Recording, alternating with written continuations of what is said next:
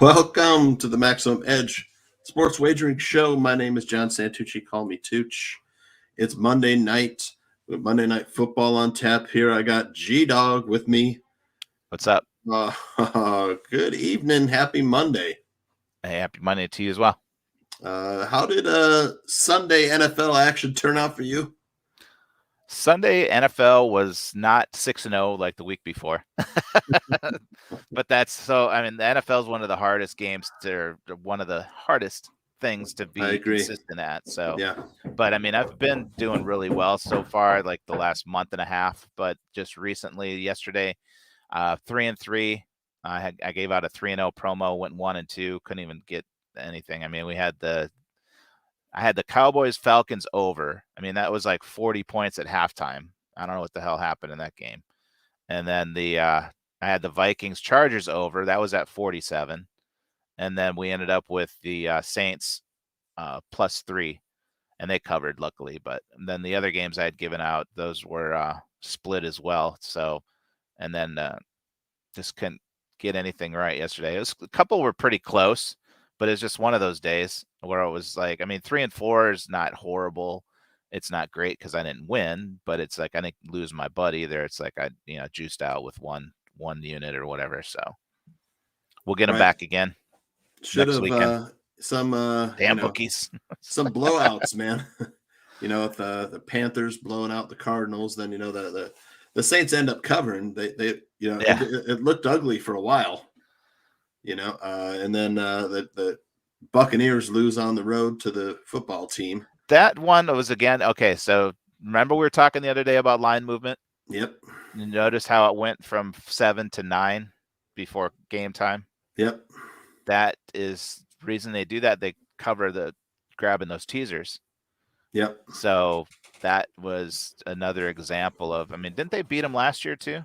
They had a hard time. They came in the playoffs too. They in the playoffs. Yeah. Yep. Taylor Heineke, whatever his name is, came close. Him and Brady threw for over 300 yards in that game, both quarterbacks. Yeah, Brady threw 2 picks yesterday, and then everybody's now talking about, oh, well, wouldn't you rather have Mac Jones compared to Brady? Like the Patriots fans, I see them, they're all like talking Super Bowl and everything already because Mac Jones looked so good yesterday. Well, all he has to do is manage the game, and well, he looks pretty good anyway. I mean, like the throws that he's got. I mean, geez, did you see that teardrop pass and then the other one like in the end zone? Oh my God. Yeah, he's always been really accurate, good touch. I liked him coming out. I mean, there's a really great show on I think it was HBO or it might have been Showtime. I don't remember, but it was a documentary and Saban Belichick. It was called Saban Belichick, I think, or Belichick Saban or something. But it was, I mean, if anybody out there, look it up. It's very much well worth the watch. Super fascinating. Just their mindset. They've been friends for years. I mean, they were on the Cleveland staff together. Well, Belichick was a coach and he had Saban as an assistant or whatever. But I mean, over the years, I mean, they have that same type of, I mean, not only championship mindset, but the scheming and the whole thing that they do with the game plans and everything.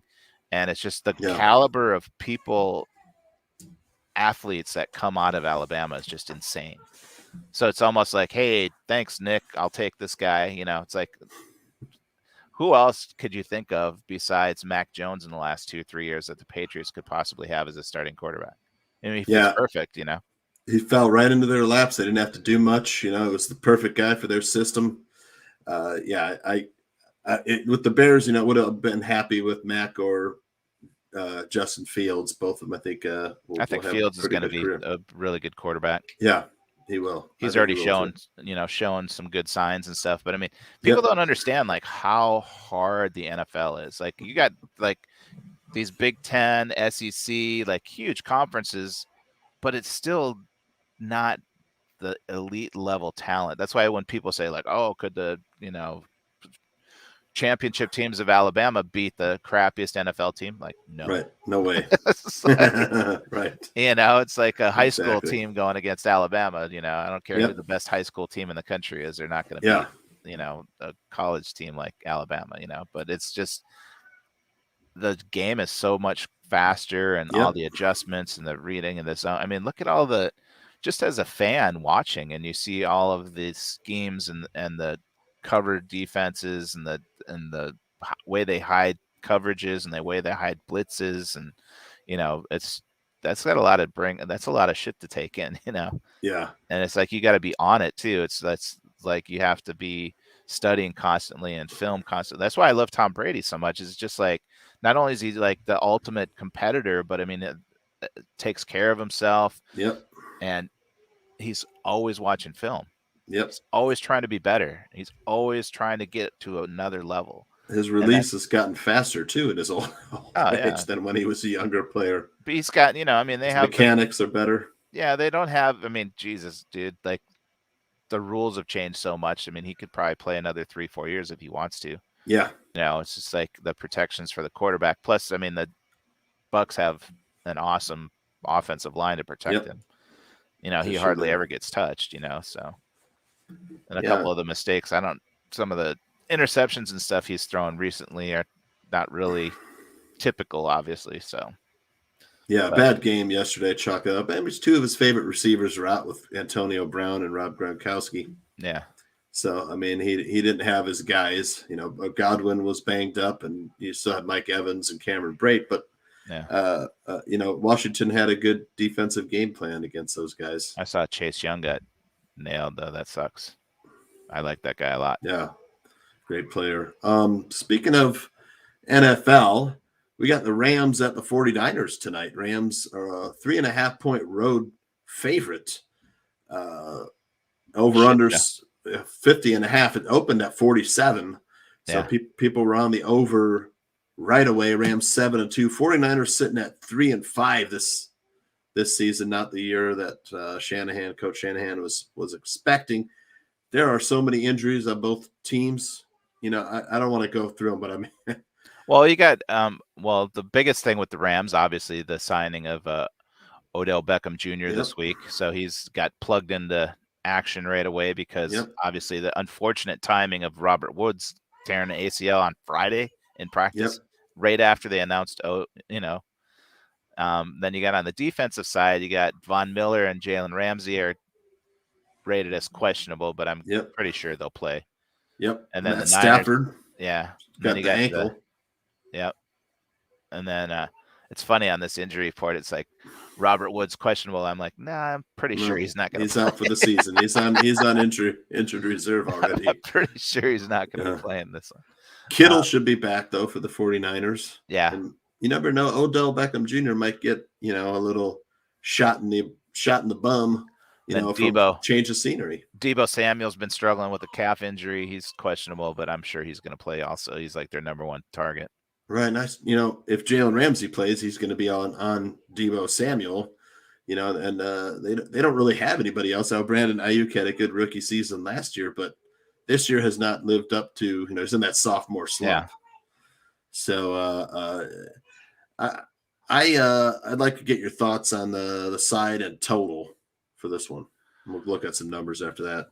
Well, it's pretty interesting when you're looking at the actual movement and what's going on with this game, because you see the Rams opened and they're that can't be right.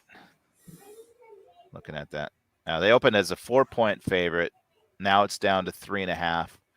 The majority of the bets are on the Rams, but not the majority of the money. So from what I'm looking at, and then some pro indicators that I typically look at as well, I'm actually kind of plug my nose and take the Niners in this one. I think they might surprise some people. Take the home dog tonight. Hopefully, I get 3.5. So I mean, if they play them tough, do what they're supposed to do, get that hook. Yeah, should be close. If it's a 3-point game. Yeah, if it's a close game, 3-point game, you've got the hook in your back pocket. Rams have struggled to cover. They're 2-4 against the spread their last 6. 3-8 against the spread their last 11 against San Francisco. Total's gone under in the Rams' last 6 of the last 8 against San Francisco on the road in San Francisco. That's one of those games that's a rivalry game. Yep, it's a rivalry. People don't really know that too much. Big rivalry. Years past, but yeah, it's been because obviously the Rams were out in St. Louis for a while. Yep. But I mean, I'm seeing sharp money indicators, big money indicators. I'm seeing a lot of tickets, like the pros, a lot of guys that I follow too and respect. They're all on the 49ers tonight. All on the Niners.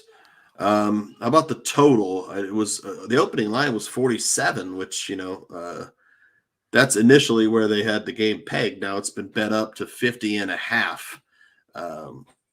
Are people still on the over at that higher number? Probably not.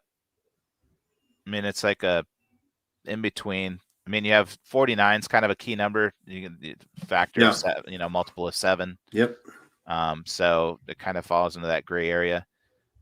I'm seeing a couple things like where over 49, but not the stuff that I usually take a look at prior to game times. Not indicating to me any leaning one way or the other.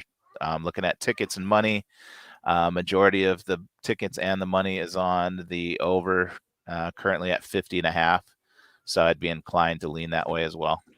Interesting. Yeah. See, my initial reaction is to take the under, but I have no idea with all the injuries. To me, it could go either way. I expect normally these two teams to play each other really tough, down in the trenches. And the 49ers love to run the ball. It just burns clock. Yeah. But for me, it's a stay away. I would hold my nose too and take the 49ers. So if we were giving out, this is interesting. So San Francisco has beat the Rams all 4 times the last 2 seasons. Right. They don't look at records, don't look at any of that stuff. We know the division is obviously where it's a big divisional game. So that's things that you got to factor in to the whole process. It's like everybody sees the Rams, loves the Rams, and there's no way the 49ers are going to beat the Rams. And it's like, it's a division game. It's like the freaking Bears, Packers, whatever, Chiefs, exactly. Raiders.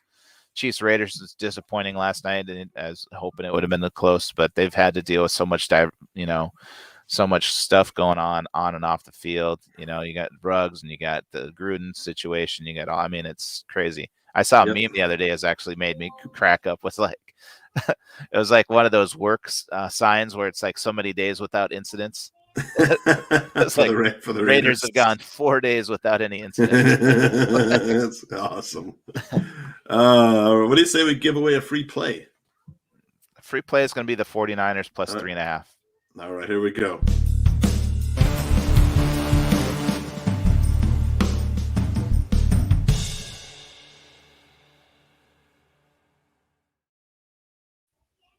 Is it 3.5 or 4.5 now? 3.5. 3.5. All right. There you had it. Let's hold our noses, take the Niners. They're a home dog. I love a home dog. So it won't be too painful to take that home dog. But interested to see. I mean, the Rams had that rough loss last week against the Titans. They're going to be wanting to prove something. But, man, they just start so slow first half. Then they've got to come back in the second half. And they have struggled to cover, Yep. So, all right, G-Dog, I think you're back here. Are you back here Thursday with us? Probably. All right. I think, I am actually. I did see that today. Back Thursday, talking Thursday night football. And we'll see you then. It'll be 5:30 Central. Sounds good, boss. All right, brother. Take it easy. I'll talk to you later. All right. See you. Later.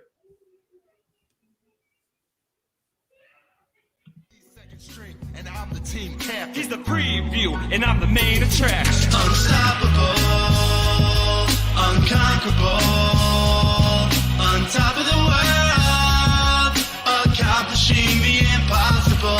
Unstoppable, unconquerable, on top of the world, accomplishing the impossible.